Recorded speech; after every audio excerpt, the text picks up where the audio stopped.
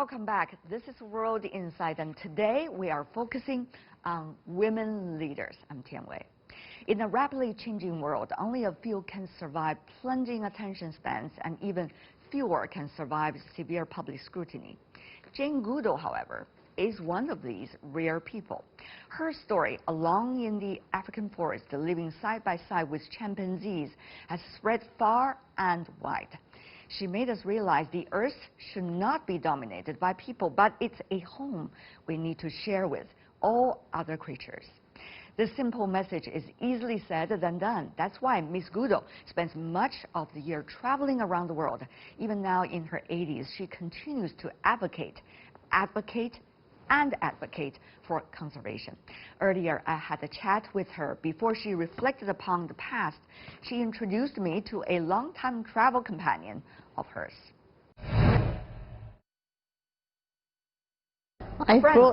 Mr. H is my traveling companion for 24 years. Oh my We've God. been together to 63 countries, and he represents to me the indomitable human spirit, because the man who gave him to me went blind at 21, decided to become a magician, was told that was impossible if you were blind, but he's so good the children don't know he's blind, and then he'll say, you know, I'm blind, but things may go wrong for you. Never give up. There's always a way forward. Does he know that Mr. H has been with you traveling everywhere? That's so sweet. Yeah. So should we let Mr. H to rest a little bit? Yes, he can rest. He's traveling with a lot of... Yes, he gets very tired. Whoever that is, whether chimpanzee or human being, they all have their very different personalities. Absolutely. So what exactly is this special relationship you had with Mr. David Greybeard, the chimpanzee? David Greybeard was the first chimpanzee who lost his fear of this peculiar white ape, which is what I was. They'd never seen a white ape before. And so gradually, because he got used to me, I'd approach a group in the forest, and they were all ready to run as usual, and then they would see David sitting calmly, and they'd look from him to me and back, and I suppose they thought, well, she can't be so dangerous after all. So he really introduced me to his friends out in the forest. David was gentle. Really? He was a born leader, not because he was aggressive in getting to the top, but because he was so quick to reassure that the young ones would want to follow him, just because he was a good chap to be around. Did you try to communicate with him about that community that which you became part of? No, you can't. I never tried to communicate with them. On the other hand, on one occasion when I was following him through the forest, I thought I'd lost him, and then I had to crawl through this tangle of vines and stuff, and he was sitting almost as though waiting for me, and so I sat down near him, and there was a ripe palm nut on the ground, so I held it towards him, and he turned away. He obviously didn't want it, so I put my hand closer, and he looked directly into my eyes. He took the nut, he dropped it, he didn't want it, but very gently squeezed my fingers. That's how chimpanzees reassure each other. So in that one moment, we communicated with each other in a language that surely predates human words. Have you ever seen him again once you left? He died before I left. I mean, I was at Gombe from 1960 to 1986.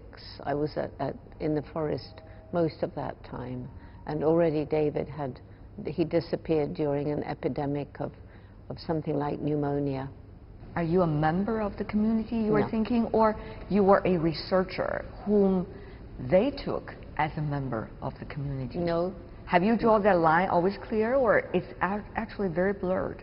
The line between us and them is very blurred, but I never tried to get into their community. I just wanted their trust, so that they let me. It was like sitting, almost looking through a window. They trusted me. They knew I wasn't a member of their community. I didn't try and communicate with them, but they didn't mind me wandering about. I wasn't harming them, and so I was able to learn the secrets of their lives. I think I learned about that as a child when I was up in my tree daydreaming, up as close to the birds as I could get, out with my dog, watching birds. We had a little wilderness near us, so out in the forest I didn't really learn much about myself, but I did have opportunity to feel one with nature, and that was just a magical feeling. I think it comes close to Zen meditation. When you have a moment to yourself, when you are visiting Gombe, what would you do? Well, I visit Gombe twice a year, and I always go out in the forest, and I always insist on one day when I'm out in the forest by myself to renew my spirit. It's spiritual food for me to be out in that forest that I love so much. But what was it like for you as a researcher in the wild in Africa at that time? As I got to know the chimpanzees better and could sit with them for long hours, and then they began to allow me to actually follow them, it was the attainment of my childhood dream. It was very hard work. The country at Gombe is very hilly, so there's a lot of climbing steep slopes and quite often losing the chimpanzees. We now have African field staff to help, and they're really, really, really good at climbing up and down the steep slopes, but I did my best. Was very often with chimpanzees all day, and I especially loved following mothers and their families and watching the development of infants and learning that there are good mothers and bad mothers just as there are in human society. What are good mothers and bad mothers acting like? Well, the good mother is protective, but not overprotective. She's affectionate, she's playful. Above all, most important, she's supportive. And she will run in to protect her child, even though she may get into trouble herself. And that was exactly like my mother. At the time when you were doing the research, there was also debate going on elsewhere in the world when you are bringing out some of the details of your research and observations. People are saying, well, it's not academic enough. Others are saying, well, she probably has different purposes when she went into the wild. There were also others saying, well, you know, she's got just the opportunity that none of us could have access to. Therefore, she's got what she had. I was described as the Geographic cover girl. That's how I was described. And I remember that title. Yes, she's got there because, you know, she's not bad looking, and so her research is useless because she's too anthropomorphic. But you see, fortunately, I never wanted to be a scientist. When I went out to Gombe, I hadn't been to college.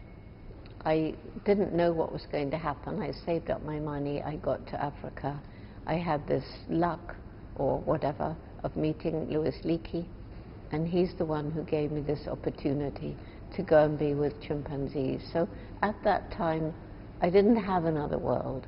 But after about 2 years, Louis wrote to me and said, I won't always be around to get money for you. You're going to have to get a degree. We don't have time to mess about with a BA. You're going to have to go straight for a PhD. I've got your place in Cambridge University. To do a PhD in ethology. I didn't even know what ethology was. I'd never been to college. So when I got there, I was a bit nervous, as you can probably imagine. And to be told by these professors that I'd done everything wrong. I shouldn't have given the chimpanzees names. They should have had numbers. That would be scientific. I couldn't talk about them having personalities, minds capable of thought, and certainly not emotions, because those were unique to humans. But luckily, as a child, I had a teacher who taught me that for all their learning, these professors were completely wrong. And that teacher was my dog Rusty. And you can't share your life in a meaningful way with a dog or a cat or a rabbit or a horse, I don't care what it is, and not know that of course animals have personalities. But thank goodness, because chimpanzees are biologically so like us, I was able to break that perception and help people, including science, to realize we are part of and not separated from the rest of the animal kingdom, and we should treat the other animals with a lot more respect and understanding.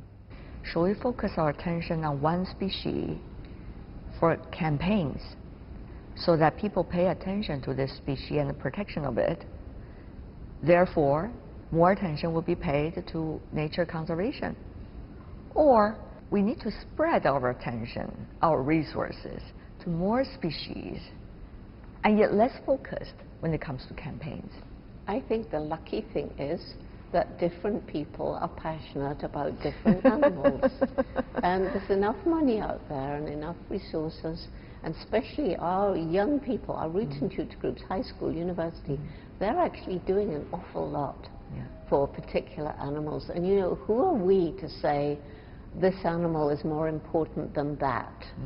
Fortunately for me, chimpanzees live in the rainforest like the orangutans and the gibbons. And if we protect the rainforest for the chimpanzee home, we're protecting the home of hundreds and thousands of other species as well. And that's always good. And usually, if you protect the habitat for this particular species, you are helping many other species as well. The story of Jane Goodall. That's all the time we have for today. If you'd like to see more, search our program, World Insight, that's the name. And also check out our YouTube channel, follow us on Twitter and Facebook. I'm Tian Wei. On behalf of the team, thanks for watching.